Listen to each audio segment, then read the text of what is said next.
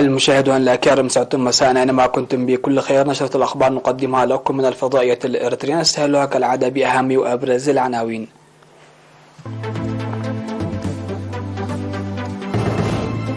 خدمات مشهودة لرعاية الأمومة والطفولة في كرن.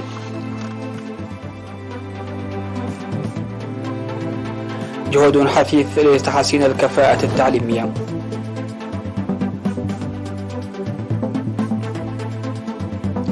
بناء مكاتب إضافية في إدارة حقات.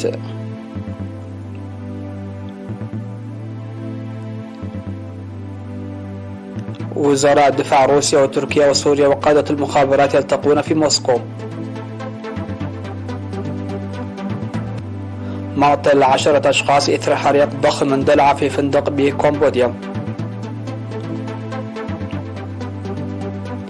وزيادة الإنفاق الدفاعي خلال 5 سنوات بكوريا الجنوبية.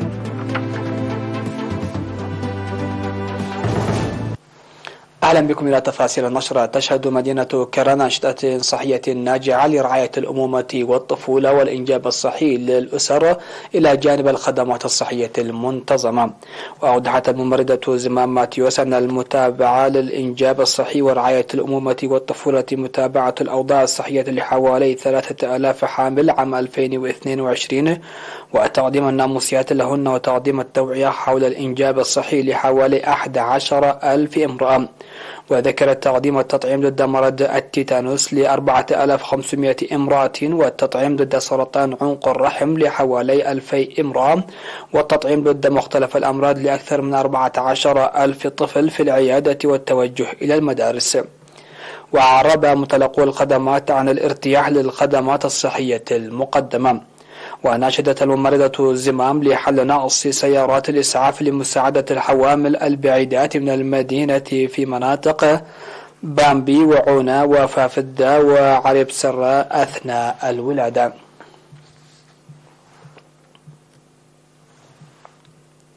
شهدت مديريات تسني ودقي وقلوج وقندع لقاءات أكاديمية دعت للدفع بقوة على الجهود الحثيثة الجارية لتحسين الكفاءة الأكاديمية.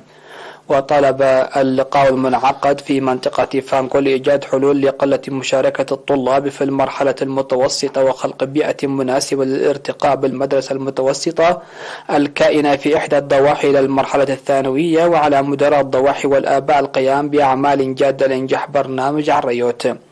وأوضح مدير مدرسة حشاكيتو في مديرية دقة أن عدم تجمع القرى المتناثرة وبعد المناطق ظل يخلق مشاكل أدت إلى مقاطعة الطلاب خاصة الطالبات الدراسة بعد اكتمال الصف السادس.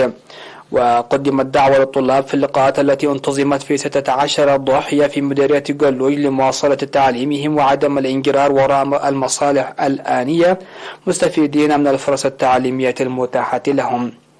في غضون ذلك نظم لقاء لمديرين ومشرفين تربويين في 6 مديريات إقليم شمال البحر الأحمر وشاهدت نقاشا مسهبا حول العمليات التعليمية.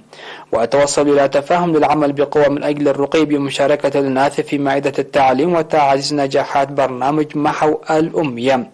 وفي الكلمة الختامية التي ألقاها مسؤول التعليم في الإقليم الأستاذ رشيد محمد عثمان ذكر فيها أن السيمينارات المنتظمة بعدة طرق ظلت تسهم في رفع مشاركة الإناث ونتائجها داعيا لإيجاد حلول لقلة مشاركتهن في المرحلة الثانوية.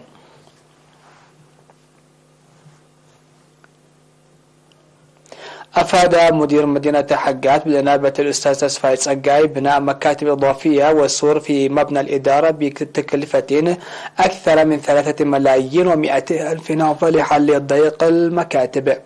وأوضح بناء 5 مكاتب مع شرفاتها بأكثر من 1,100,000 نافة وسور بمبلغ 1,000,000 نافة. وأشار إلى بدء خدمات نقل النفايات التي كانت متوقفة والبدء قريبا في فتح الحمامات العامة. من جانبه أوضح مسؤول إيجارات البيوت في المديرية السيد كفلون بايرو أن بناء المكاتب الإضافية سيسهم كثيرا في إنجاز الأعمال الإدارية وتقديم الخدمات السريعة، داعيا المؤجرين والمستأجرين لحل خلافاتهم بالاتفاق القانوني للإيجارات.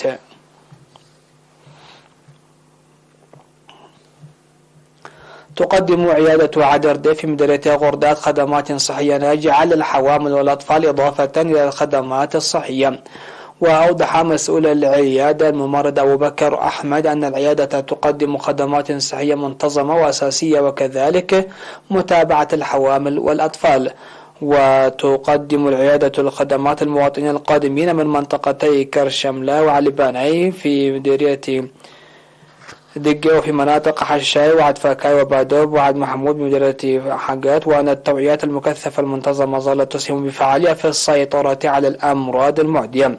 هذا ويقطن في ضاحية عدردة التي تبعد 42 كيلومتر شرقي مدينة غردات وتضم 13 مناطق يقطنها 10,000 نسمة.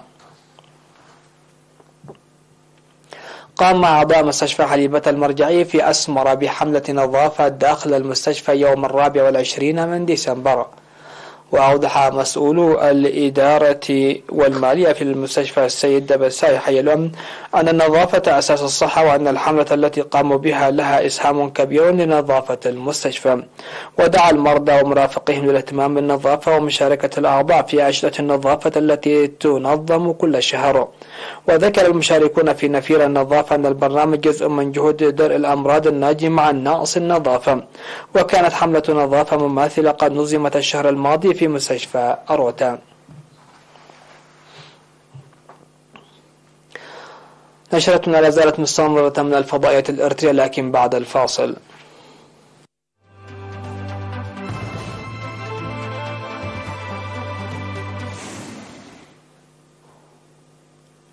أهلا بكم. التقى وزيرا الدفاع التركي والسوري في إطار اجتماع في موسكو مع نظيرهما الروسي في أول لقاء رسمي على هذا المستوى بين أنقرة ودمشق منذ اندلاع النزاع في سوريا العام 2011. وأشارت وزارة الدفاع الروسية في بيان إلى أن محادثات ثلاثية جرت في موسكو بين وزراء الدفاع في روسيا الاتحادية والجمهورية العربية السورية وجمهورية تركيا. وأوضحت الوزارة أن المحادثات بين وزراء الدفاع الروسي سيرجي شويغو والتركي خلوصي أكار والسوري علي محمود عباس تطرقت إلى سبل حل الأزمة السورية وقضية اللاجئين كما والجهود المشتركة لمكافحة الجماعات المتطرفة. وأوردت الوكالة العربية السورية للأنباء السانة أن جلسة مباحثات ثلاثية عقدت في موسكو بين وزراء الدفاع سوريا وروسيا وتركيا تم فيها بحث سبل الحل في سوريا ومسألة اللاجئين وجهود محاربة الإرهاب. من جهته أشار وزير الدفاع التركي إلى أن الاجتماع عقد في أجواء إيجابية. لقي نحو 10 أشخاص مصرعهم في حريق فندق وكازينو في كمبوديا يقع بالقرب من الحدود مع تايلاند وفق ما ذكرت الشرطة. وأفاد تقرير أولي للشرطة الكمبودية أن الحريق اندلع في فندق وكازينو جراندي دايموند سيتي في بوبيبس. وأضاف التقرير أن نحو 10 أشخاص لقوا مصرعهم و30 أصيبوا، مشيرا إلى تقديرات بأن عدد موظفي الفندق يبلغ قرابة 400. وأوردت وسائل إعلام محلية أن أجانب كانوا يتواجدون داخل الكازينو لحظة اندلاع الحريق. وقال مصدر بوزارة الخارجية التايلاندية إنهم ينسقون بشكل وثيق مع السلطات المحلية، حيث تم نقل المصابين إلى مستشفيات في مقاطعة ساكايو في تايلاند. أعلنت كوريا الجنوبية أنها تريد زيادة الإنفاق العسكري بمقدار 261 مليار دولار على مدى السنوات الخمس المقبلة، مما يزيد الإنفاق بمعدل سنوي يبلغ 6.8%. وأوضحت وزارة الدفاع الكورية الجنوبية من أجل إنشاء قوة عسكرية قوية أعطينا الأولوية لتخصيص الموارد اللازمة لتحسين دفاعاتنا. ونقل موقع سبوتنيك عن مصادر عسكرية أن كوريا الجنوبية ستعتمد على نظام دفاع ثلاثي المحاور يتكون من نظام الضربة الوقائية ونظام الدفاع الكوري الجوي والصاروخي كامد واستراتيجيات كوريا للعقاب والانتقام الهائل. وجاء المخطط بعد يومين من إرسال كوريا الشمالية طائرات دون طيار عبر الحدود لأول مرة منذ عام 2017. وتعرض الجيش الكوري الجنوبي لانتقادات في الداخل بسبب رده الضعيف الذي شهدت حطم طائرة هجومية أثناء إقلاعها. الخبر الأخير: قتل شخص في حادث مروري كبير تضررت فيه نحو 200 مركبة في وسط الصين، وفق ما ذكر شبكة البث الرسمية CCTV، بينما أظهرت صور من الموقع حالة من الفوضى. وأظهر الصور التقطت من الجو مئات سيارات الركاب والحافلات الصغيرة والشاحنات التي اصطدم العديد منها ببعضها بعضا، مقومة على جزء من الطريق السريع وسط الضباب الكثيف. وأظهر صور أخرى انتشرت بشكل واسع على الإنترنت هياكل مشوهة لعدة مركبات اصطدمت بأخرى. وقع الحادث نتيجة انعدام الرؤية تقريبا جراء الضباب في مدينة شينجيتشو في مقاطعة خنان، وشمل 200 مركب على الأقل بحسب ما ذكر الإعلام الرسمي. وقال شبكة CCTV نقلا عن سلطات شينجيتشو أن شخصا لقي حتفه في الحادث، فيما أدى الحادث للعديد من الإصابات. نهاية النشر، هذا تذكير بأبرز العناوين. خدمات مشهودة لرعاية الأمومة والطفولة في كرن.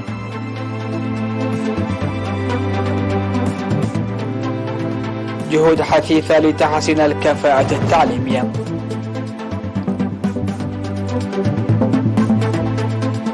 بناء مكاتب إضافية في إدارة حاجات.